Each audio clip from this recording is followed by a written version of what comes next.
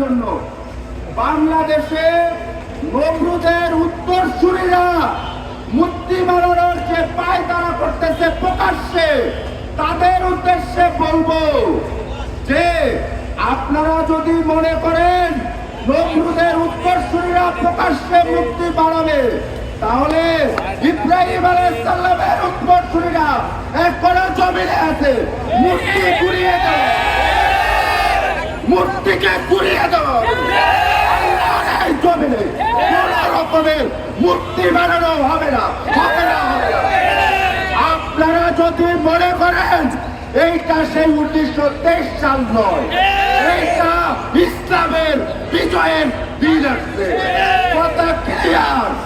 পশ্চিমবঙ্গে থেকে মুসলমানের মসজিদ ভাঙা হচ্ছে, আর এখানে আওয়ামী লীগ, বিএনপি, জামাতের উত্তরসূরিরা প্রতিবাদ করে না। কারণ কি? প্রতিবাদ করলে ভারত তাদের গদি ধরে না দেবে। এদের ইমান নাই, এরা হলো মুনাফিক। ভারতের বিরুদ্ধে আমাদের আন্দোলন করতে হবে। আমি বলতে চাই, হায়াত কতদিন আছে জানি না, আন্দোলন শুরু করছি ভারতের বিরুদ্ধে। আমি আন্দোলন করে যাব। আমি যদি মরেও যাই, আমার জন্য আপনারা রাজপথে নামবেন না। আপনারা রাজপথে নামবেন আল্লাহর এই জমিনে আল্লাহর দিনকে চিন্তা করতে। সামনে কোনো আপোষ হবে না। আমি জানি বাংলাদেশের গোয়েন্দা সংস্থা আমাকে রেড লিস্টে রাখছে। I don't care, I don't care.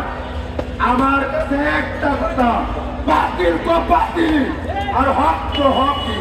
তুমি যদি বাতিলের পক্ষ নেয়া রাজপথে দাঁড়াতে পারো, আমি হকের পক্ষ নেয়া রাজপথে শাহাদাত কবুল করব। কথা ক্লিয়ার। রংপুর ভাঙার জন্য ভারত নীল রক্ষা করছে। তাড়াতাড়ি আপনারা প্রতিবাদ করেন। যদি ভারত রংপুর দখল করে, তাহলে বাংলাদেশের ভূখণ্ডের সমস্যা হবে। আমি বলবো যে আপনারা প্রতিবাদ তীব্র থেকে তীব্র করেন। আরেকটা কথা বলবো, বাংলাদেশে আর্জেন্টিনা, ব্রাজিলের কোন পতাকা উঠতে দিবেন না।